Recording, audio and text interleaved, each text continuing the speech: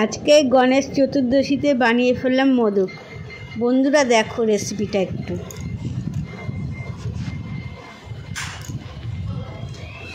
কিছুটা dry fruits লাগবে, almond বাদাম, কাজু বাদাম, কিশমিশ, নারকেল কুচি আর কাঠবাদাম লাগবে, আর দুটো এলাচ গন্ধের জন্য।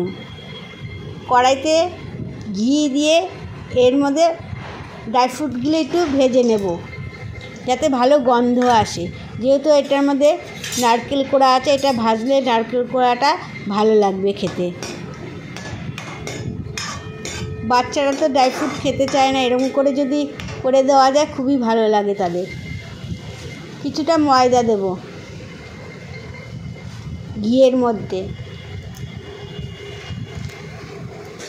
ময়দাটা ভালো মতো নাড়াচাড়া দিতে হবে যেন কাঁচা ভাব না থাকে ময়দার থেকে। তার মধ্যে কিছুটা দুধ দিয়ে দেব, দুধ দিয়ে আবার নাড়াচাড়া দিতে হবে, নিচে না লেগে যায়। বন্ধুরা দেখবে বারে বারে এটা নাড়া দিতে হবে।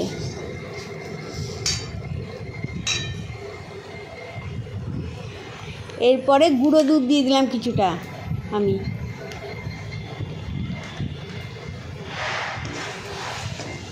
নাড়তে হবে নিচে যেন না লেগে যায়, সেটা খেয়াল রাখতে হবে বন্ধুরা।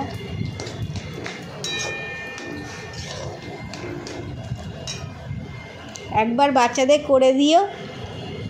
বাড়িতে যে চিনি আছে সেই চিনিটাই আমি গুঁড়ো করে দিয়েছি। এখানে চিনি দিলে হবে না, তাহলে পুড়ে যাবে। আর ড্রাই ফ্রুটগুলো আমি দিয়ে দিলাম, ওর সঙ্গে ভালো মতো মিক্স করতে হবে।